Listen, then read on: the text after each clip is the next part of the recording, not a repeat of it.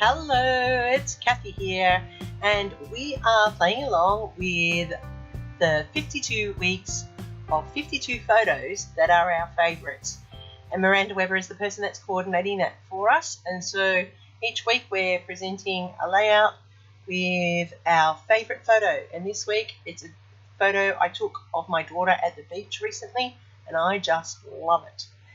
So this is a bit longer than normal for me today, so I'm sorry, I'm apologising in advance, but there's a lot happening on this layout, and I'm hoping that there'll be something there that you might want to try on one of your layouts in the future. So first of all, I'm just using some solar paste, the gold one, and I'm just adding it through this stencil, which is a crazed patterned stencil, because I just want to add a little bit to the background. There'll be a lot going on in this layout, and the modelling paste through the stencil is just that little bit extra something, that little bit of glamour that I wanted to add to this layout. I'm also using this layout as part of my creative team requirements for Scrapbook Fantasy, so I'll have all the details for that down below as well. This is part of the boho collection, and Alicia from Scrapbook Fantasies creates all of her own papers, and they get printed here in Australia. They really are great quality, and this is a great collection, but I'll have all those details down below. So we're to put together a layout every week, choosing our favourite photos, and that will get us 52 layouts throughout the year. Now, I like this concept idea because I do take photos that I really love, and then they just sit and sometimes don't get anything happening to them. Today is an unusual one because this one is, like I said, it is of my daughter. Most of my ones that you'll see in the 52 weeks will be the things that I like, that are not necessarily of people, but of things and places and objects and so forth. But today I love this photo. This photo is absolutely stunning, and I took it when we were at the beach, and my daughter was just being natural. Her hair was free-flowing. It had no product in it. It was her natural flowing curls. She was just sitting there enjoying the tranquility of the beach, and I just captured that moment. So I love this photo. So what I'm doing now is I'm preparing 2 strips of border, which I'm going to use on that strip of paper that you saw me cut with the flowers on it. I will have the name of the papers down below, and they're going to be on either side of that strip of paper. I have cut 2 frames. Now I'm just cutting up all of this boho beauty with the wood paneling or the wood grain, and I'm cutting them into strips because I want to make frames. I don't have any frames in this kit, so I'm going to create my own frames that I want to use, and I'm using this wood paneling to do so.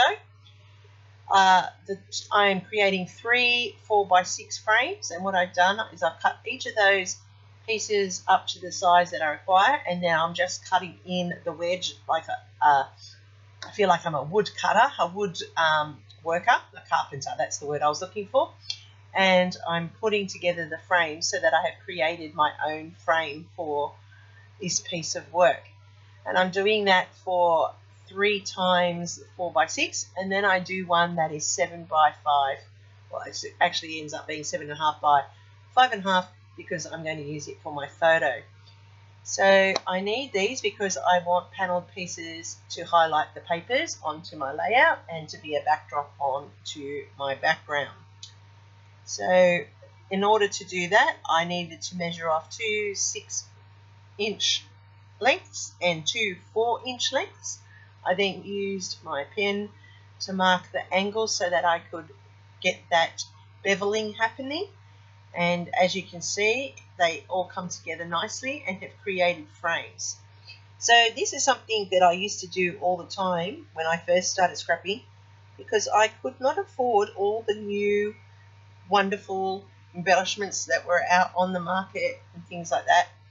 And so I used to have to make all of the ones that I wanted to use myself. So I got very good at adapt and modification. So when I wanted some frames today, I thought I'll go back old school and I'll create my own. And this is just a little bit of a tip of how to do that if you don't have any of those 49 and market frames or any of those ones that are out on the market at the moment. You can do it from any colour cardstock or any piece of paper. Alright, so I want it to be a little bit rustic-y, boho-y. So boho to me is very much with jute and strings and beads and so forth. So what I'm doing is I am actually stringing around the edges of my layout.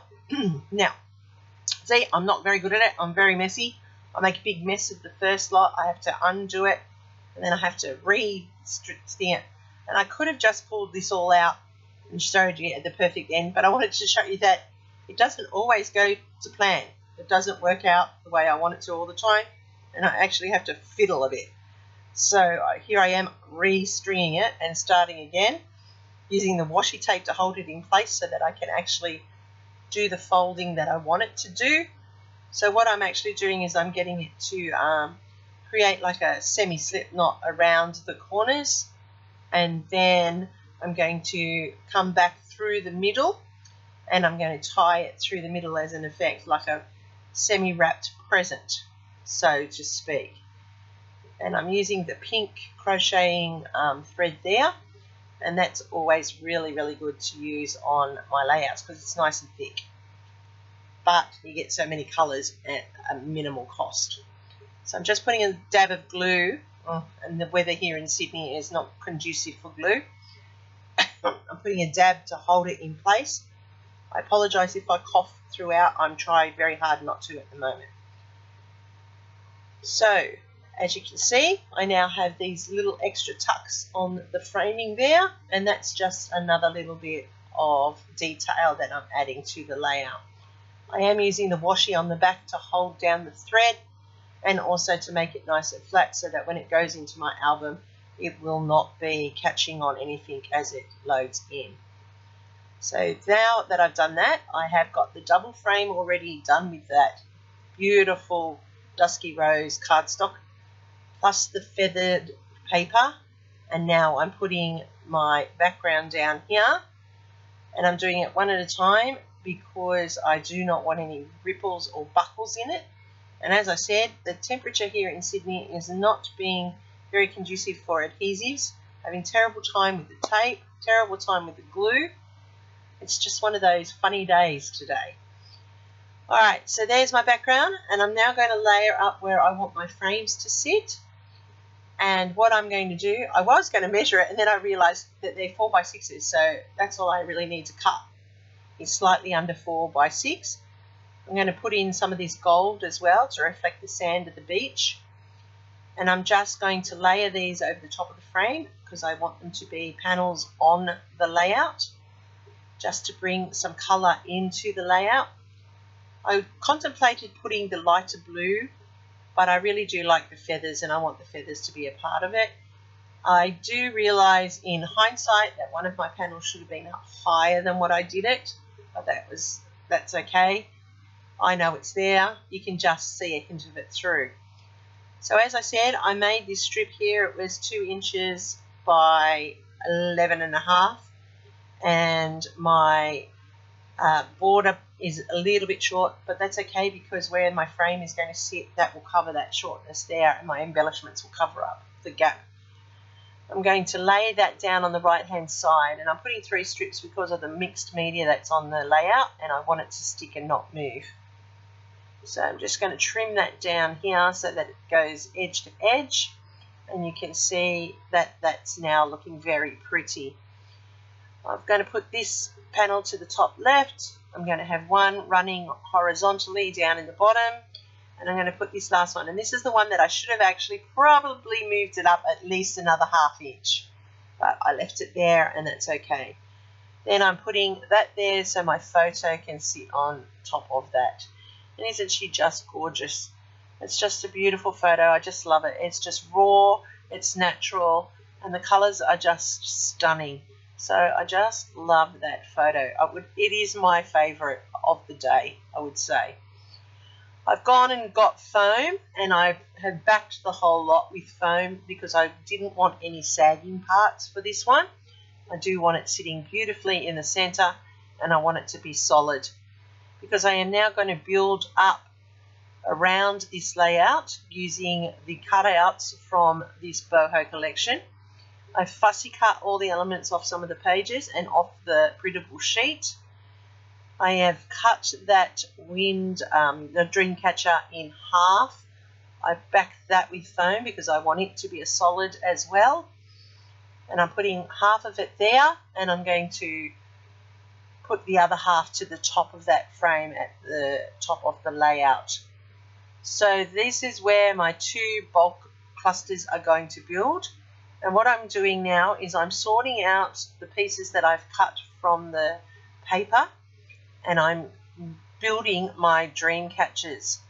Now these are just beautiful little elements to add to your layout, and they capture that boho-y feel beautifully. So I'm just going to adhere that down flat on the layout. I'm going to tuck that one in underneath, and then that will be my dream catcher on both sides. So this one here, I am popping up the dangles because I want this side to be up off the page. The top left is going to be flat, and the bottom right is going to be lifted. That adds dimension, it draws the eye around, and it adds some texture to the layout. Now, as you can see, it's a slow process of building it up, choosing the right elements for the right spot. This one here, I cut that rope in half, and I'm adding this gem to the end of that to make another dangle. Then I leave it at the moment and start playing. As you can see, my foam and the adhesive is not working very well today, so I'm just making sure that it's stuck down. I'm adding in some of the foliage that I fussy cut from the papers, and then I realise I really want that 3rd gem sitting down here at the bottom of this one, and I'm playing with it because I've just got to get it to the right position that I want it in, and using the right dangle to go with it.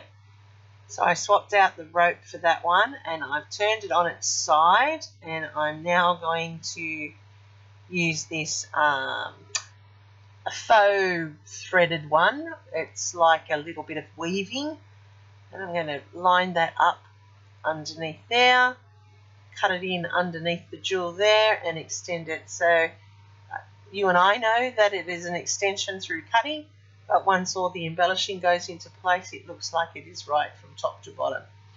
They're just little tips and tricks to use to extend your stash and make them work for you.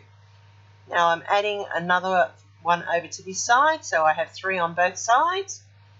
And now we have our 3 different bead hanging from our dream catchers.